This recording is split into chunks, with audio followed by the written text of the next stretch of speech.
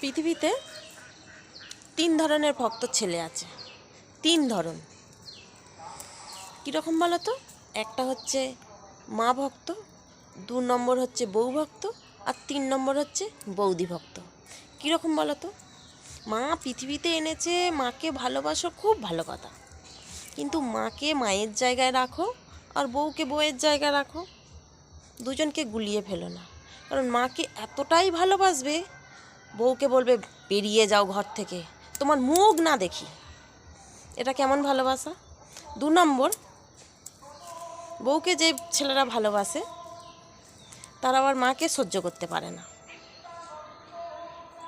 বউকে মানে সিংহাসনে রাখতে চায়, মাকে বলবে মা তুমি বেরিয়ে যাও ঘর থেকে, তোমার মুখ না দেখি।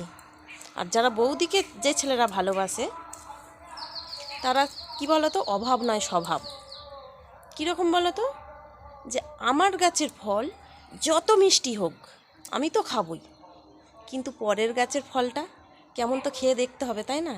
ঢিল ছুঁড়লে পড়বে কি পড়বে না, কিন্তু চুরি করে আমাকে খেতে হবে।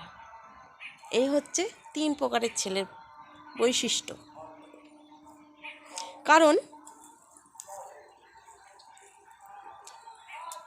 একটা বাড়িতে একটাই ছেলে, আবার একটা বাড়িতে 5টা ছেলে।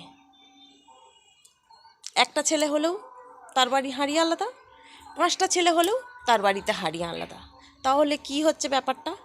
মা ছেলের মধ্যে মিলন ঠিক আছে, ভালো কথা। মাকে ভালোবাসো, বউকেও ভালোবাসো, কিন্তু সমান সমান দুজনকে ভালোবাসো। একজনের জন্য একজন বাড়ি ছাড়া হবে, একজনের জন্য একজন বাড়িতে থাকতে পারবে না, টিকতে পারবে না। এ কেমন ভালোবাসা বলো তো? এটাই বাস্তব। এখন এটাই হচ্ছে। যুগের সাথে সাথে এখন সব পরিবর্তন হয়ে যাচ্ছে।